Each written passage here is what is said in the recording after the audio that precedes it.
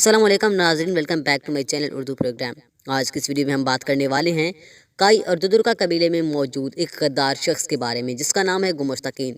जी हाँ, आज की इस वीडियो में यही चीज़ को लेकर बात करने वाले हैं कि गुमुश्तकीन का मौत कैसे हुआ और वो किसके हाथों मारा गया। तो वीडियो को ज़रूर आखिर तक देखते रहिए, और अगर आपको वीडियो अच्छी लगे तो प्लीज़ मेरे इस वीडियो को लाइक कर दें और हमारे चैनल उर्दू प्रोग्राम को सब्सक्राइब करके साथ मौजूद बेल आइकन को ऑल वाले ऑप्शन पर सेलेक्ट करके ही जाना। तो आज की वीडियो को शुरू करते हैं।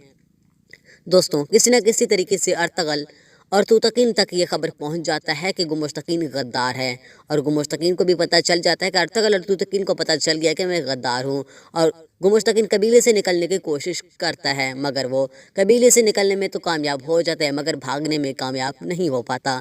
अर्तगल और तूतकीन उसे पकड़ लेते हैं और उसे बहुत ही भारी मार भी पड़ता है और उससे वापस कबीले भी लेकर आ जाते हैं।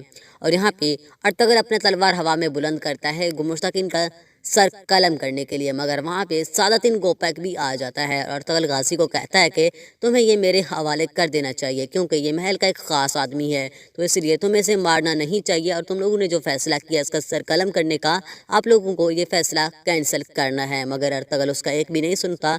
अर्तगल अपना तलवार घुमाकर गुमुश्तकीन का सर कलम कर देता है, यानी गुमुश्तकीन का सर धड़ से अलग कर देता है। और यहाँ पे सादातिन गोपैक भी बहुत ज़्यादा गुस्सा होने वाले हैं और अर्तगल को कह के जाते हैं कि आज से तुम महल के दोस्त नहीं बल्कि महल के दुश्मन हैं। और इसी तरह गुमुश्तकीन का अंजाम यही होता है और उसे इस तरह का इबरतनाक मौत मिलता है। दोस्तों, अगर आपको वीडियो अच्छी लगे तो इस वीडियो को लाइक कर दें और हमारे चैनल उर्दू प्रोग्राम को सब्सक्राइब के साथ मौजूद बेल आइकन को ऑल वाले ऑप्शन पर सेलेक्ट कर दें। मैं अभी नया हूँ, हो सकता है मैंने इस वीडियो के अंदर कोई गलती किया तो उसके लिए बहुत ज़्यादा माजरत। अल्लाह हाफिज़।